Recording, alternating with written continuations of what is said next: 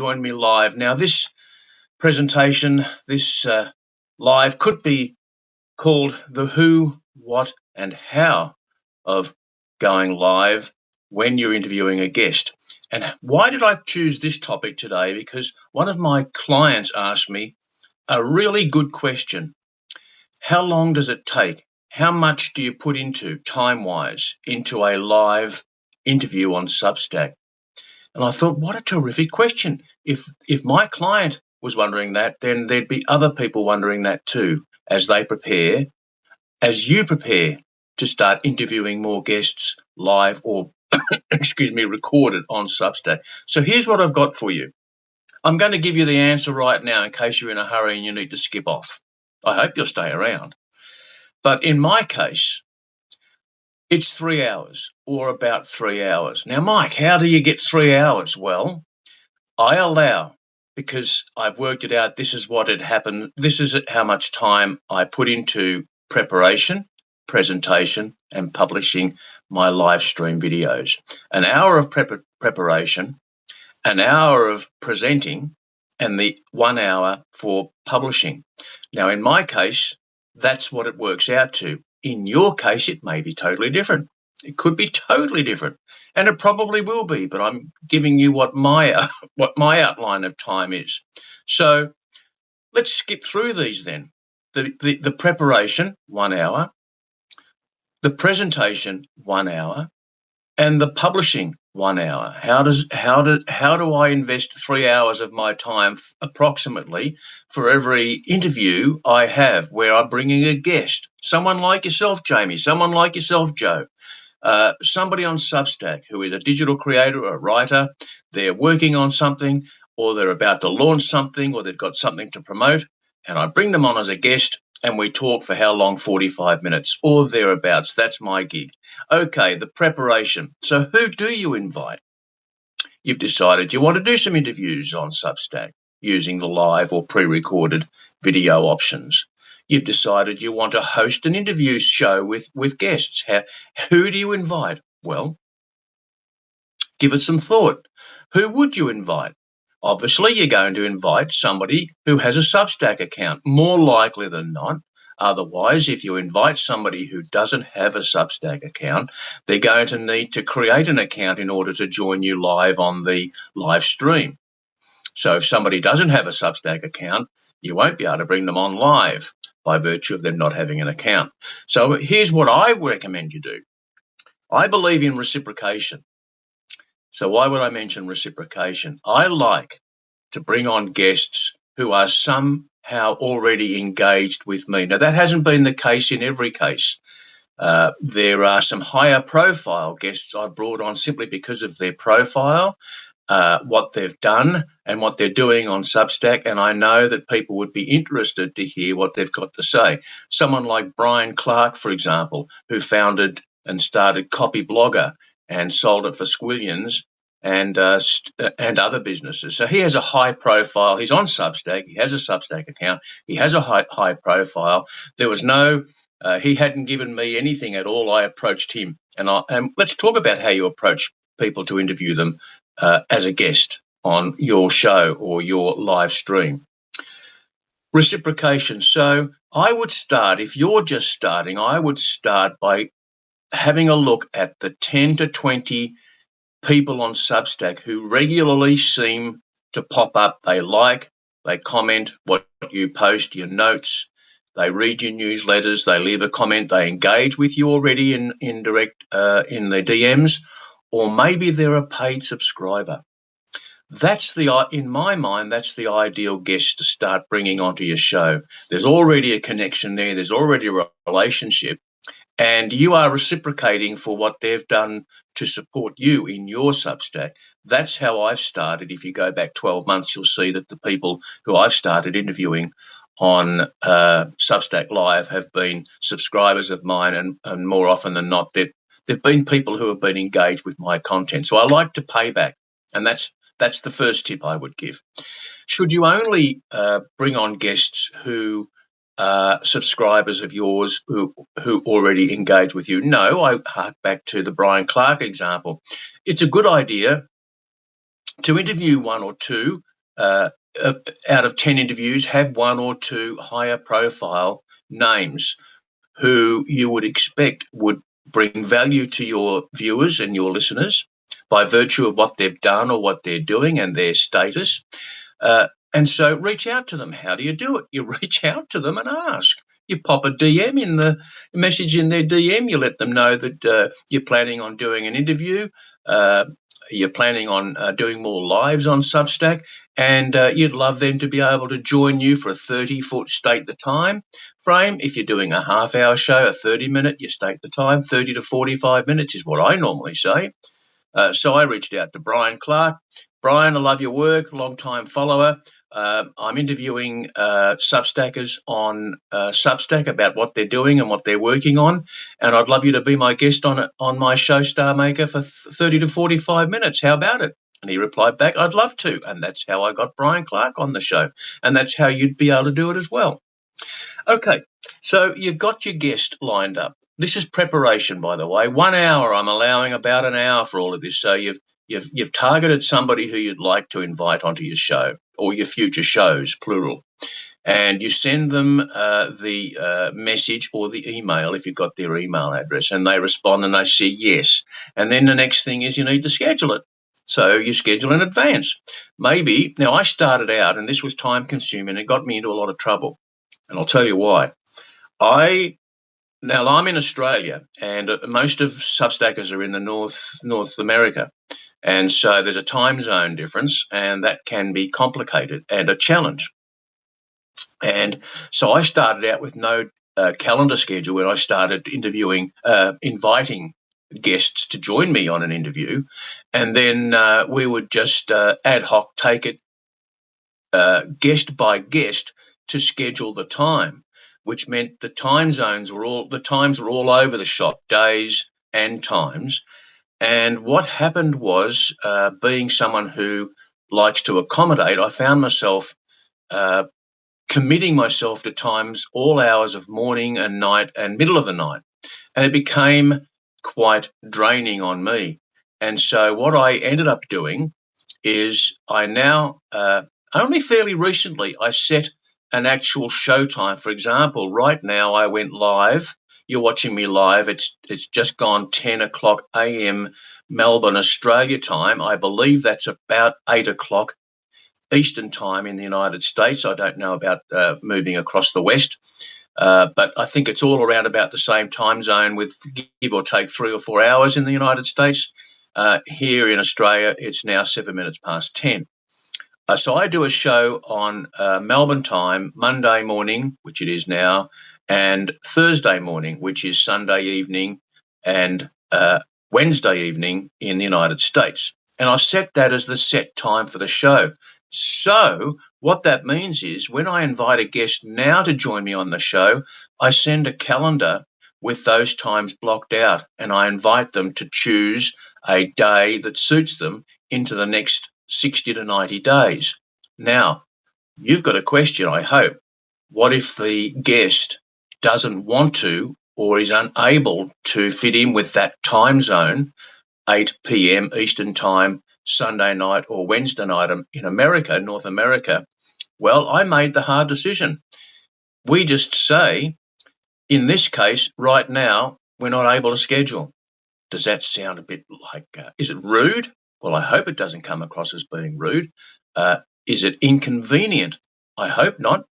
Not for me. It's actually the opposite. And lo and behold, I sent that same approach to a recent guest, a very high profile, high status guest in the public speaking space for many years, a fellow by the name of Steve Siebold. And Steve accepted the calendar scheduling and scheduled himself a time to join me at one of those preset times. So keep that in mind if you intend doing a lot of live streams, especially if you're starting to interview guests who are not in the American time zone, in Australia or elsewhere, Britain, New Zealand, wherever. If you're going to start doing regular shows, I recommend you consider a schedule and a set time for your show, once a week, twice a week, once a month, whatever it is. All right, so you've got your guest, and they've accepted your invitation, and now you've got the schedule. So how else would you prepare for your live interview? Well, this is what interviewers do: is we research. Now, how do we research today? Well, thankfully, we've got a thing called AI, and that helps us a lot. So here's what I do. You may do it differently. I want to tell you what I do. I go to Google search. I type in the person's name. So Jamie, if you're still with us, Jamie, if I was going to be interviewing you, I want to know a bit more about your background. I would put Jamie Lance Substacker into Google search. And then I would select the AI mode of Google search so that Google AI can tell me lots and lots about what Jamie Lance has been doing, what he's specifically doing on Substack, what his niche is, may even list his recent publications, posts, that is. And that gives me all I need to prepare. Just 3 questions is what I like to have prepared. I don't like to prepare, a whole range of questions like Michael Parkinson would have done in his day, interviewing guests on his TV show, The Michael Parkinson Show. Excuse me. He being a former journalist, his style was journalistic. He would have set questions starting from beginning, arcing and to the end. And that could be your style too. It wasn't mine, isn't mine. I like to have 3 questions, 3 core questions that I can pull from AI mode. Now, what happens if there's 10 Jamie Lances on Substack, or 10 Jamie Lances active in the digital space somewhere, and Google has indexed Jamie Lance for the last 2, 3, 5, 10 years? Well, this is where we can be specific. If Jamie Lance has a Substack publication and it's called Better Billiards, for want of it. Jamie, I don't know. Pardon me, excuse me, I don't know what your publication is, and it's probably not billiards. But if it was Better Billiards, if that was Jamie's publication name on Substack, then I would Google search Jamie Lance Better Billiards on Substack, and that would zone in on Jamie. The other 9 Jamie Lances would be eradicated from the search, and AI mode of Google search is going to give me everything I need to prepare 3 questions, 3 spine questions, I call them, to work off during the interview. Now, if you've watched my live streams with guests, you'll know that mine is a very conversational style, and I prefer to feed off what my guest is giving me and giving our viewers at the time, rather than have a pre-planned schedule and arc or path of where I want the interview to go. Now, that's just my style. You will decide and choose your own style based on a lot of variables. So we've got our guests. So we're in the preparation phase of about an hour. You've identified a guest you'd like to bring onto your show and interview them live. You've sent them a DM or an email. They've come back and said, I'd love to join you. You then send them a schedule. Or if you don't already have a calendar, then you'd have to do the ping pong game of back and forth to finalize a day and a time that suits both of you. It's time consuming, it's draining, and I don't recommend it if you're going to do a lot of lives, particularly if you're going to present a show like I do with Star Maker.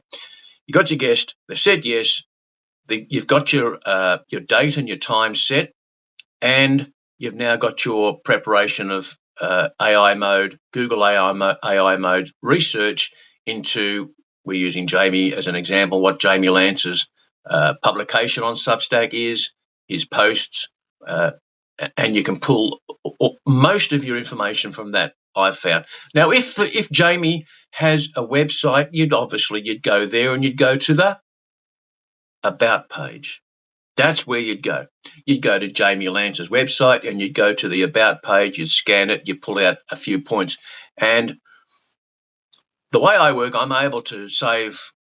I don't work well off notes. I mean, I've got notes here for this presentation, and I haven't looked down on them once, or I have actually to read the who, what, and how of live interviews on Substack. But I've got some notes here. I don't work well off physical notes. I tend to get a little bit lost, and lose track of my thought process and speaking and presenting. And also I find it quite rude to be constantly looking down and away from the lens of the camera, which to you means I'm looking directly into your eyes at you while I'm talking to you. Now I don't know, I'm blessed, I'm lucky, I'm fortunate, I don't know what it is, but I can keep most of what I need up here, enough to be able to start a conversation and then feed off, as I said before, the conversation style interviewing, feed off what my guest has given me during the interview. So you go to the website and you go to the About page and you particularly look at what have they published.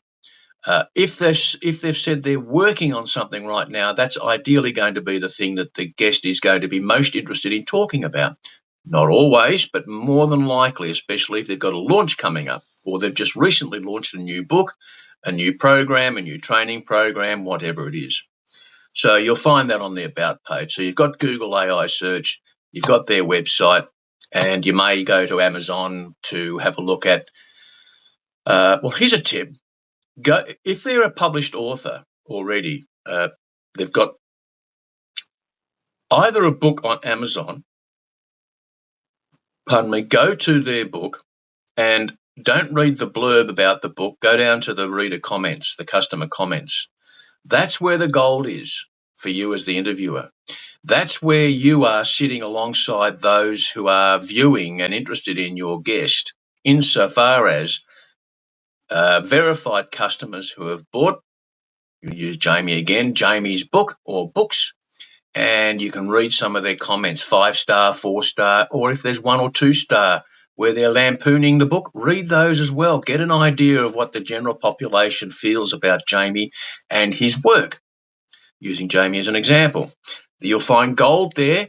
Well, I have, and so this is, I'm sharing with you what I do. This is how I go about it. Again, you may go about it totally different. You may discover that there's other ways to prepare, present, and publish in the best way for you. This is what I found suits me. So Google AI mode for research, website, if there is a website, Amazon, if they've published a book, look for comments, or if they've not got a book but they've published PDFs on Gumroad, for example, go to their Gumroad store, look at the reviews on their products in the same way you look at the reviews on Substack, look at the customer reviews on. So what we're doing is we're building up a spine of information that you've got as a presenter to use during the conversation. So when would you be using this information? Well, your style might be to only, all right, let me ask you, have you ever seen an interviewer on YouTube or elsewhere where they've been so over-prepared, it's like they're not even listening to the answer being given by their guest to the last question? The interviewer is so over-prepared on the questions. They're looking at what's the next question. Their brain's already thinking about the next question. They've worked so hard to prepare at the expense of the real time conversation and engagement. Don't be like that. I don't want to sound like someone who says, don't do this and stop doing that, but I am, because I think it's worth it. Don't be that person. Don't over-prepare with your questions and stick to that format through the list of 1, 2 to 10 questions, because you'll come off as not interesting and not interested, and that's not a good look for you. And it's not a good way for your guest to be interviewed, and it's not a good experience for the audience either. So all of that all together, it's about, if you accumulated my time in doing all that preparation, it's about an hour. All right, let's move on to the presentation, which is showtime. So again, about an hour. Why an hour for me? Because my shows go, when I'm interviewing a guest, approximately 30 to 45 minutes, closer to 45 minutes. So if I'm on live stream with my guest for 45 minutes, where's the other 15 minutes for presentation? Well, there's a few minutes before you're actually going live, you actually pressing the button on Substack to prepare to go live, and you bring your guest, you invite your guest on to join you in the preview room a few minutes, 5 minutes beforehand. Maybe you'll do it 10 minutes beforehand. I normally do it 5, 4, 3 minutes before actually going live. I bring them on. So let's allocate 5 minutes. I bring them on live. I bring them on into the, sorry, not live. I bring them into the what's called the green room. Or the preview room is what Substack literally calls it. So you're not live to the public, to the general public, but you are on the equivalent of a Zoom call, if you like, and it's just you and your guest. Now, why would you be doing that? Well, you can first of all greet your guest and thank them for joining you, of course, because the politeness and the courtesy and the professionalism goes a long way, and providing it's genuine, and there's no reason it wouldn't be genuine. Also, you're going to do a camera and a mic check. And so how I normally go about it is, Jamie, I'm using Jamie as the example. So I'm in the preview room with Jamie. Jamie's my guest on an interview. We're going to go live in a few minutes. Jamie, can you see me and hear me okay? If yes, fantastic. If no, okay, what do we got? What's the problem? If we can find out what the problem is quickly. But generally it's, Jamie, can you see me and hear me okay? Fantastic. And I can see you and hear you as well. Let them know that you can see and hear them as well. So they're going to feel more comfortable knowing that their tech side of things is all good. What equipment might you use to look good at your end? Well, you may have a U-Butte expensive 4K camera and expensive ring lighting and soundproofing. Nothing wrong with that if that's the way you want to do it. Or you might do it on a shoelace, if you like, or a shoestring, whereas I'm literally right now coming live to you on my phone, and I've simply got in the room I'm in, I've got the door closed for a bit of privacy. There's my wife and people at home here at the moment. I've got the lights on. I've got a light. There's no ring light. It probably shows because there's shadow here. That's not so professional, but it's okay. This is Substack Live. It's not Hollywood. It's not a TV studio presentation. And who knows if Star Maker Live, my Substack Live show, goes to a bigger format, bigger podcast style form, maybe I'll invest in some proper equipment, or maybe someone will pay for it for me. Who knows? So a few minutes in the preview room. There's 5 minutes of your total. In my case, 45-minute show, 5 minutes in the preview room. There's 50 minutes. Then you, as the host, you press live and you go live to the world with your guest. You conduct your interview. You're engaging. You're interested in your guest rather than to look interesting. Don't make the mistake of thinking that the live stream is all about you. It's not a performance, and it's not about you. To an extent, it is, but a small extent. I mean, if it wasn't about me, I wouldn't be wearing this cap and this white shirt in my live streams, which is my pattern recognition, like Larry King had his suspenders, his braces. So I'm aiming for a pattern recognition. So to that extent, yes, this is about me, the look, but most of it has to be about your guest and your audience, and you come a distant third as the presenter. So 45 minutes for the show time. After the 5 minutes of prep, you've got 50 minutes. The show ends, you press end. And what do you do before you actually shut down the whole app screen? Substack, as you may know, but you may not know, gives you an option. When you finish a live, so you press end to the live, so you're no longer live, your guest suddenly is off the screen and no longer with you. Substack gives you two options: to either publish that live immediately once it formats it very quickly. It takes 5-10 minutes, in my case for a 45-minute show, it takes 10 minutes or so, and it will publish that video with the title that you gave the show in the title of the post, and with barely any information in the show notes, of course. and it will publish it as a post, and it'll go if you've got the setting set, it'll go as an email to your subscribers to let them know this is a post, just as a regular post. I don't do that, and I'll tell you why. I always select option 2, which is save to drafts, and I recommend you do the same. Save it to drafts. So you select save to drafts, and then you outski off the screen. Substack will still format and render the video in the 10 minutes or thereabouts for a 45-minute show. And what's it doing behind the scenes? It's improving the sound by AI. It's creating a thumbnail, or actually 4 thumbnails for you to choose from, and it's generating a transcript of the entire episode. And all of that is available to you as a draft copy of your post. And so I hope you'll see why then, just me sharing that with you, why you don't want to just publish it without a bit of tweaking and a bit of thought to the, shall we say, the show notes, which would be the body copy of a post. And so here's what I do.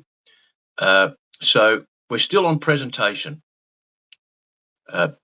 because we're going to segue into the publishing. The presentation, the show's ended, you've selected drafts, and so it's about an hour, maybe a little bit less. You wait for it to you wait for the recording to render and for Substack AI to do its thing, and then it's available to you. You'll see it in your drafts. So you go to your Substack account, to the dashboard, you click on posts, you click on drafts, and it'll be the first one in the queue, in the list of drafts. If you've got other drafts saved, if you don't have any other drafts, it'll be the only one sitting there. And there's your 1 hour. Now it's publication time. I normally just step away from everything and refresh my mind. I might go and grab a coffee, step outside and look at the lemon tree, listen to the birds. I get a bit of nature about me, which I find therapeutic, and that's just my thing. But when I come back to publish, this is where the next hour and the final hour of the 3 hours comes in. I go to drafts, I click on the draft, and I'm looking at a post like any post that you would publish if it was a text post that you're going to publish as a newsletter, if you're choosing it to go to your subscribers as well as an email, or just as a post on your publication feed. So now you're in the page editor, and the first thing you'll see is the thumbnail of the video. And if you're happy with it, because Substack AI has touched up like the old Photoshop touch-up of your appearance, it'll take out blemishes and make you look beautiful and handsome, and side by side with your guest in a horizontal landscape image. Fantastic. If you're happy with it, hunky-dory. If you aren't quite happy with it, or you just want to look at the options, I'll include a screen shot in the show notes of this presentation to show you where you go to actually look at the options of the thumbnails that Substack AI has generated for you. So there'll be 4 in total, the one that you see by default, or there's another 3 you can choose from. Generally, it's the image. The image is the same in all 4. They're all landscape, and the image you side by side, face to face with your guest is generally the same from recollection, but the text, the overlay, may vary. It's only a few words, and if it doesn't vary literally, the wording, then it'll vary in the positioning of where the text is, either bottom center or top center. And so you can make your choice and preference there. I mentioned the title. Now, the title by default for the post in drafts is the same title that you've given your live stream. So in my case, I called this live stream that you're watching, or if you're watching the recording, How I Prepare, Present and Publish My Live Interviews. That's what would literally appear in the title of the post. You may choose, and probably there's merit to leaving it as is. Sometimes I tweak it a little bit. I put my copywriter hat on and I think to myself, well, how can I make this more engaging, more compelling, more curiosity driven, whatever. And then you've got to add, I suggest that you add a subtitle, which will not be there. Oh, there is a subtitle. It's very generic. It's using, hello, Monica. Hiya, hotshot. Yeah, you're the hotshot, Monica. You're the star. You're the queen. You're the royalty of doing spontaneous lives and videos.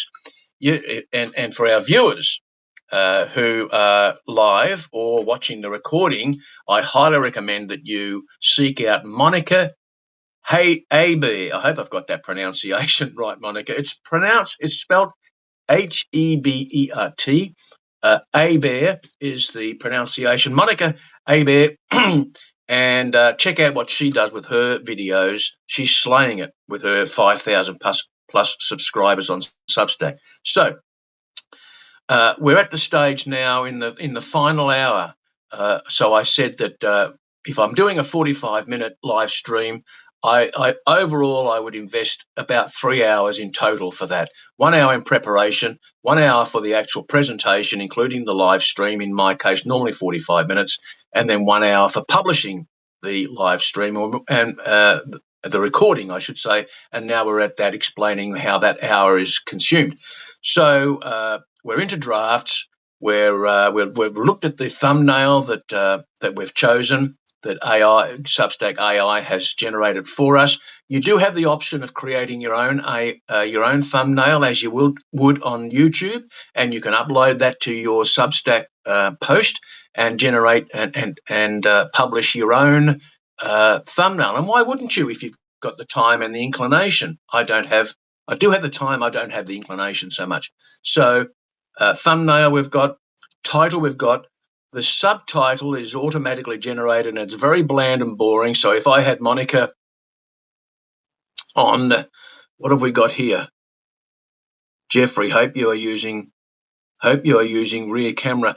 Jeffrey, now I know why you're asking that question, because we watched Chris's video yesterday and how he talked about front camera and rear camera, and I'll come back to that, Jeffrey. I'm actually not. I'm using the front camera. Pardon me, and it looks okay from where I am. I don't want to look down at myself, but it's clear and it's okay. And I experimented with the rear camera. I have to come back to that because I probably want to get Chris on another interview to talk with him about that, because I think it's a great topic. Okay, the subtitle that Substack generates by default is pretty bland. So if I had Jeffrey on as my guest, and we've done a 45-minute live, and now we're going to publish the recording, the default subtitle would be Mike Searles and Jeffrey Veal live on Substack. Monica says, interestingly, that Monica always downloads her video before she does anything else. You'd have to tell me why. I'm sure there's a very good reason for that. I have not yet downloaded an entire recording yet, but maybe I should be. And Monica, you're the person who can set me right and advise me on that. Now, you've got the title, you've tweaked the subtitle, and now it's for the show notes. Well, what are you going to write in the show notes? I had Monica on with me live and we had fun, and that's it. Well, you could, but it's probably not very compelling and engaging. No, here's what I do, because this is a not a how-to presentation. How I go about it is, oh, yes, indeed, I do cheat. I go to AI. So there, Substack gives us the transcript of a word-by-word transcript of the entire show, 45 minutes or thereabouts in my case. I download the text, and I'll show you I'll include a screenshot in the show notes of this presentation of where you get that transcript. I download the transcript in its entirety as a text file, and I give it to my AI, and it knows who I am and what I'm about, and it's done it before. So I say to it, we're going to create show notes, please, based on the transcript of an interview I've just had with Monica or Jeffrey or whoever whoever the guest has been, and I ask. Now I've played around with this. I've created very long form show notes, and I've created very short form show notes, and I see regular uh, Substackers who publish their recordings of their live streams, and they don't tweak what Substack default presents at all, and they get good engagement. So I just don't know what's required, and whether I am over supplying information by preparing the show notes that I do. But here's what I do: I have an introductory sentence. I have 3 to 5 bullet points in the middle of the show notes in the body copy, and I have a concluding sentence. And I get AI to write that for me, and then I will tweak it, because AI never gets things quite right, as we know. So I tweak and put Mike Searle's voice into it, and I tweak it. But the skeleton of what AI writes for me based on the transcript is good enough for me, I believe, and I haven't had any complaints yet. Monica says she puts into the description to enhance the video, the sound, and okay, so that's interesting. Oh, thank you, Monica. My show notes are excellent. I'm glad you think so. Thank you, Monica. We must have another chat and talk about the technical side of what you do with your, because it's great that we hear from you, Monica, about what your niche is, and your story. But the technical side of what you're doing and how you do it would be of interest to me, and I'm sure to others as well. Descript is a software program. Okay. Let me write it down. I've heard of it. So Monica's saying that she uses a program called Descript to assist in creating. Let me see what she did say. She uses Descript to enhance the voice, the sound, and the reverb. Okay, so there's technical enhancements. Okay, and this is the beauty of what we've got at our fingertips when we do these live stream videos that are recorded. Substack, I believe what Substack does and what they give us is good enough. Now, good enough is good enough, but not always for everyone. And so, depending, if you want to enhance what's already good, what I believe is already good, then there's tools at our fingertips that we can. Thanks, Monica. I'll take you up on that. We can enhance, and so Monica, who is a queen of doing a royalty of doing live streams and videos on her Substack, she's enhancing what the quality of what Substack gives us by default, the recordings of our lives. So back to the show notes. Now, I want to give a little tip here. What I do, I'll tell you what I do, and then I'll tell you why I do it. I take the auto-generated thumbnail that Substack AI creates, and I save it as an image. Then I give it to AI, and I ask it to generate the exact same image in a 600 by 600 or 1 by 1, a square format, okay, as opposed to a landscape. Why would I do that? And by the way, I simply use Gemini for that, and I find Gemini does it first time, every time, without an issue. So if you've seen my last few live stream posts and the description, you'll see a square aspect image at the very bottom. So I don't place it in the show notes because I want to attract people's attention or want them to see my face and my guest's face again. I put it down the bottom for a reason. But why do I bother putting it in there at all? Because if there's no image, what happens is the social preview for your post will be a distorted version of the landscape image, and part of your face and part of your guest's face will be chopped off to make it a square image. So taking the auto-generated thumbnail that AI gives us in landscape, giving that landscape aspect image to an AI, asking it to generate the exact same image in a square aspect, and then publishing that in your show notes at the very bottom, that means that The social preview will be a nice square. You know, when Substack, if you look down your posts, and if you've included an image, which I hope you do, in your posts, whether they're video or not doesn't matter. I'm talking about just your posts. Substack publishes a square aspect preview image, and that's what would also be picked up if you're promoting your posts on socials. Therefore, you've got a nice image that people can make sense of and see. That's why I generate a square aspect image. So this is all time, but it's not too time consuming, because remember I said my total publishing time that I allow is about an hour. So on top of the 45 minutes of live, 5 minutes of saving the draft and so on, this is all about 10 minutes, even taking the transcript and generating the show notes. And so let's say now that, let me just skip through from start to where we are. So I've identified a guest that I'd like to have on the show. I reach out to them in the DM or an email, and I let them know I'd like them to appear with me on the show and talk about what they're working on, what they're about to launch. Would they be interested? Yes, I would. I haven't had anyone say no yet. Yes, I would. Schedule it, put it in, lock it in. Come show day, going live. Oh, pardon me, you prepare, apart from what you already know about your guest, you do a little bit of extra homework.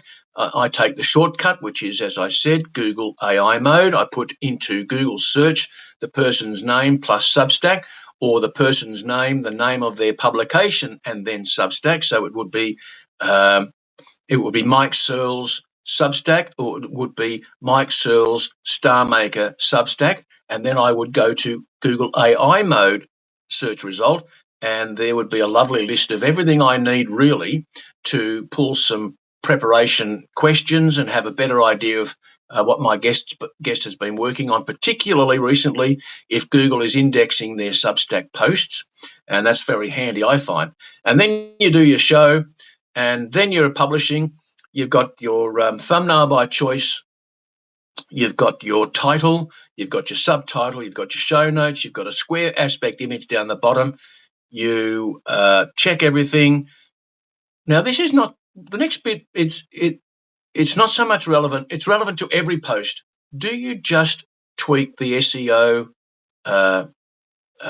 section of your posts? So you go into the little cog down the bottom right if you're on your laptop, and you go into the settings there where you can tweak a few things, and you can tweak the SEO. Now, what I do, again, I go to AI. So I'm in the same AI window, which for me at the moment is Gemini. I gave ChatGPT the flick for different reasons. We're divorced now, happily. And so Gemini has, Anthony, good morning. Nice to see you, mate. Thank you for joining us. We're just talking about the processes I follow to go live with a guest. And I said that it takes me about 3 hours in total from the very start of thinking which guest would I like to invite to the very end of the process where I've just published the entire interview with show notes and everything else. And all of that's about 3 hours in total. And I'm explaining how that 3 hours is made up. So just before hitting publish, I go into the settings of the post and I adjust the SEO the title, SEO title of the post, and the SEO description. Now it's easy to think, well, I'll just use the default, but the default SEO title and description can be improved. And so I go to my AI, Gemini in my case. So Gemini has created for me my show notes based on the transcript. So it knows the project. And then the next thing is, I want you to generate an SEO title for this post of under 60 characters, because that's what the title character limit is for the SEO title, and an SEO description of under 160 characters based on the show notes. And Gemini will spit out a title that is similar to, but not exactly the same as, the title that I've used in the post. And I'm trusting, dangerous to trust AI, but I'm trusting that AI has followed my request that the SEO title is based on search engine optimization and being found online based on search, not just what I think as a copywriter is a fancy title for the post.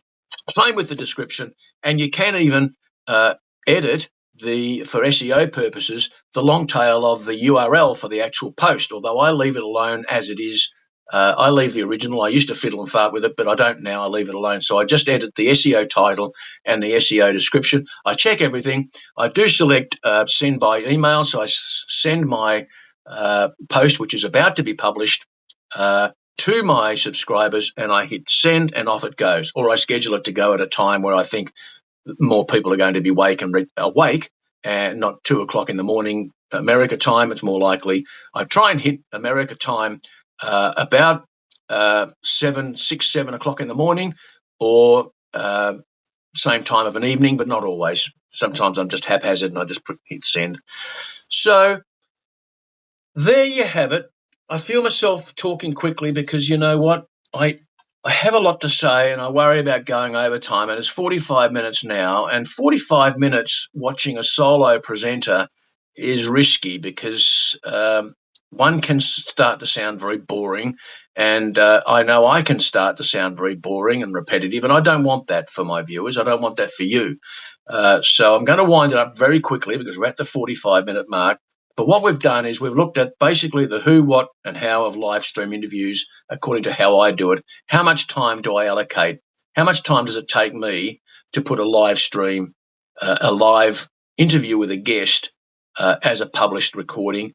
All up 3 hours, and I've explained how I allocate an hour for preparation, an hour for presentation, including the actual live stream, and an hour for publishing the recording with show notes.